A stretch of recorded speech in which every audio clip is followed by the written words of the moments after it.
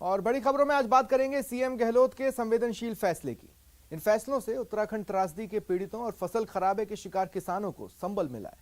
बात होगी मरुधरा की सियासी फिजा की, जहां उपचुनाव के रण को लेकर वार पलटवार का दौर जारी है। और बात करेंगे भविष्य से खिलवाड़ की, और बात होगी पैरा टीचर्स के अनोखे प्रदर्शन की भी। तो देखते रहिए न्यूज 18 राजस्थान। शुरुआत करते हैं संवेदनशील फैसलों की खबर से। मुख्यमंत्री अशोक गहलोत ने आज कई संवेदनशील फैसले लिए हैं। दो संवेदनशील फैसले जो मुख्य तौर पर आज सुर्खियां बटोर रहे हैं। सीएम ने अतिवृष्टि से प्रभावित 7 जिलों के किसानों के साथ ही उत्तराखंड त्रासदी के पीड़ितों को बड़ी राहत दी है। सीएम गहलोत ने अतिवृष्टि प्रभावित 7 जिलों के किसानों को बड़ी राहत की घोषणा की है। सीएम ने संवेदनशील निर्णय करते हुए प्रभावित किसानों को एसडीआरएफ से कृषि आदान अनुदान का वितरण करने की मंजूरी दी। सरकार ने 3704 गांव अभावग्रस्त घोषित किए। सीएम के इस निर्णय से किसानों को बड़ा संबल मिलेगा। सीएम ने खराबे के आकलन के लिए विशेष गिरदावरी के निर्देश दिए थे और इस विशेष गिरदावरी रिपोर्ट के आधार पर यह निर्णय लिया गया है। और अब दूसरा अहम निर्णय भी सुन लीजिए। उत्तराखंड त्रासदी के पीड़ितों को लेकर भी सीएम ने बड़ा फैसला किया है। सीएम राहत पैकेज में अनुकंपा नियुक्ति बहाल करने को मंजूरी दी है। साल 2013 में हुई उत्तराखंड त्रासदी में राजस्थान के कई लोगों की मौत हुई थी, साथ ही कई लोग लापता हो गए थे। उस वक्त तत्कालीन सीएम गहलोत ने उत्तराखंड जाकर हालात का जायजा भी लिया था और पीड़ित परिवारों को संबल देने के लिए 29 जुलाई 2013 को राहत पैकेज जारी किया था। लेकिन दिसंबर 2013 में नई सरकार बनने के बाद प्रावधान खत्म कर दिया गया था, जिसे आज फिर बहाल कर दिया गया। वहीं मुख्यमंत्री ने इन्वेस्ट राजस्थान 2022 समिट की तैयारियों की भी समीक्षा की। जनवरी माह में जयपुर के सीतापुरा स्थित जेईसीसी में यह समिट आयोजित होनी है। सीएम गहलोत ने इसे लेकर तैयारियां करने के अधिकारियों को निर्देश दिए और कहा है कि विभिन्न देशों के दूतावासों से संपर्क किया जाए। और ज्यादा जानकारी के लिए बात करेंगे सहयोगी दिनेश से।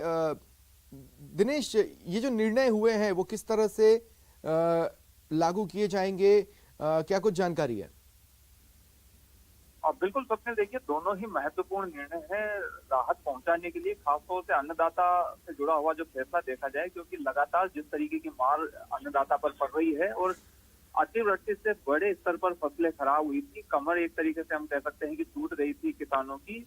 तो अब उन्हें राहत देने के लिए ये बड़ा फैसला, संवेदनशील फैसला मुख्यमंत्री का, क्योंकि 3304 गांव ऐसे हैं 7 जिलों के जिन्हें अभावग्रस्त घोषित किया गया है। और ये फैसला किया गया है बड़ा कि इन गांवों के जो किसान हैं जिनमें 33% से ज्यादा खराबा हुआ है फसल में, उनको एसडीआरएफ के तहत आदान अनुदान का वितरण होगा। यानी किसानों को जो भी चीजें चाहिए होती है अपनी फसल उपजाने में, चाहे वो खाद हो, बीज हो, ये तमाम चीजें जो है वो एसडीआरएफ फंड से जो है किसानों को मिल पाएगी। तो किसानों को एक बड़ी राहत इससे मिलेगी लगातार, क्योंकि किसानों पर मार पड़ रही है तरह तरह की बेमौसम की। कभी अतिवृष्टि होती है, कभी अनावृष्टि होती है। और अतिवृष्टि से हमने देखा था कि पिछले दिनों कई जिलों में जो है वो किसानों की फसल बर्बाद हो गई थी। तो सीएम अशोक गहलोत ने उसी वक्त निर्देश दिए थे कि तत्काल विशेष गिरदावरी करवाई जाए। अब क्योंकि उसकी रिपोर्ट आ चुकी है, तो उस रिपोर्ट के आधार पर यह निर्णय लिया गया है।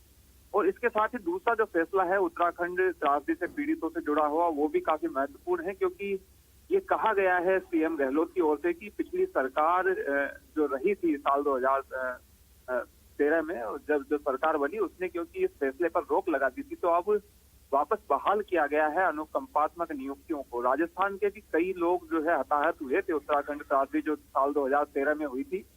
तब सीएम अशोक गहलोत गए थे दौरे पे और ये निर्णय लिया गया था राहत देने के लिए लोगों को कि मुआवजे की राशि तो दी ही जाएगी, इसके साथ ही मृतकों के जो आश्रित है उन्हें अनुकंपात्मक नियुक्तियां भी दी जाएंगी। ये नियुक्तियां शुरू भी कर दी गई थी, लेकिन उसके बाद सरकार प्रदेश में बदल गई और जो नई सरकार बनी उसने इस फैसले पर रोक लगा दी। तो अब जब प्रदेश में नई सरकार है, कांग्रेस की सरकार है, तो सीएम गहलोत ने एक बार फिर से जो उनके द्वारा फैसला लिया गया था 2013 में, उसे फिर से बहाल कर दिया है। और जो भी पीड़ित हैं उनके आश्रितों को अब अनुकंपात्मक नियुक्तियां मिल पाएंगी। तो ये दोनों ही महत्वपूर्ण फैसले और सीधे तौर पर जो प्रभावित है, पीड़ित हैं, उन वर्गों को राहत देने वाले, क्योंकि किसान भी टकटकी लगाए देख रहा था राज्य सरकार की ओर से कि उन्हें कोई राहत दी जाए, तो उन्हें बड़ी राहत मिली है। और उत्तराखंड त्रासदी के पीड़ितों को भी एक लंबा वक्त बीत चुका है, साल 2013 की त्रासदी, और कई लोग अब भी ऐसे हैं जिन्हें राहत का इंतजार है। तो दोनों ही वर्गों को राहत मिल पाएगी।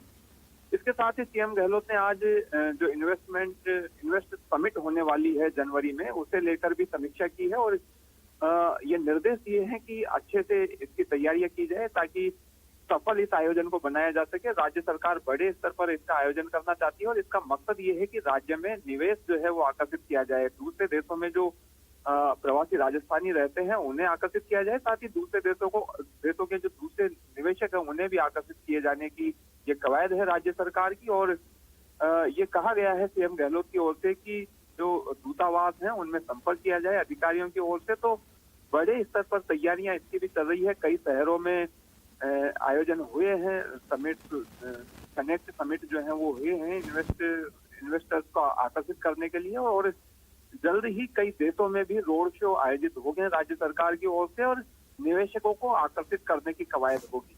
जी चलिए दिनेश, आप मेरे साथ बने रहे, अगली खबर पर भी मैं आपसे चर्चा करूंगा। तो ये वो संवेदनशील निर्णय जिनके बारे में हमारे सहयोगी आपको बता रहे थे। अब अगली खबर भी सुन लीजिए। मुख्यमंत्री अशोक गहलोत